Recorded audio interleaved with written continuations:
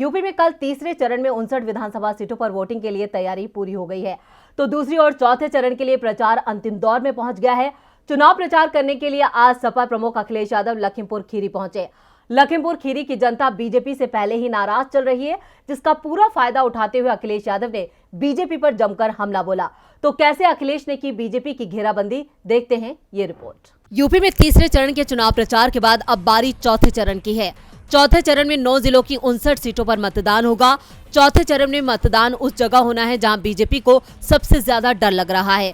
जी हां, हम बात करें लखीमपुर खीरी की।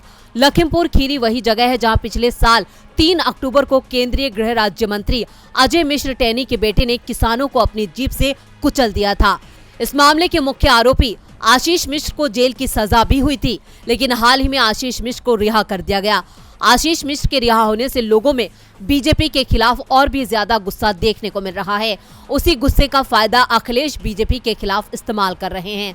अखिलेश यादव ने लखीमपुर खीरी से बीजेपी को खरी खरी सुनाई। अखिलेश यादव ने लखीमपुर खीरी कांड को आजाद भारत का जलियांवाला बाग कांड बता दिया। अखिलेश ने कहा कि ये चुनाव लोकतंत्र और संविधान बचाने का चुनाव है। ये सरकार ऐसी है जिसमें किसी की परवाह नहीं। हमने और आपने जलियांवाला बाग की कहानी कितनी बार सुनी होगी।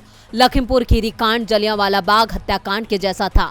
ये कांड आजाद भारत में जलियांवाला बाग कांड की तरह हुआ, जिसमें किसानों को कुचल दिया गया। लखीमपुर खीरी के साथ साथ अखिलेश यादव ने किसान आंदोलन का भी मुद्दा उठाया और बीजेपी पर किसानों को दबाने का आरोप लगाया। अखिलेश ने कहा कि न सिर्फ लखीमपुर में किसानों की जान गई, बल्कि दिल्ली में भी किसानों को दबाने के लिए बुलडोजर चलाए गए। उनके ठिकानों पर छापे मारे गए और किसान कहीं निकलते थे तो बैरिकेडिंग कर दी जाती थी। बीजेपी ने किसानों को रोकने के लिए रास्ते में नुकीली कीलें बिछाई। हम किसानों का अपमान किसी भी कीमत पर बर्दाश्त नहीं करेंगे। इस बार किसान बीजेपी से खासा नाराज है, जिसका फायदा पूरी तरह अखिलेश यादव को मिलता दिख रहा है। अखिलेश यादव ये दावा कर रहे हैं कि इस बार बीजेपी की जमानत जब्त होने वाली है।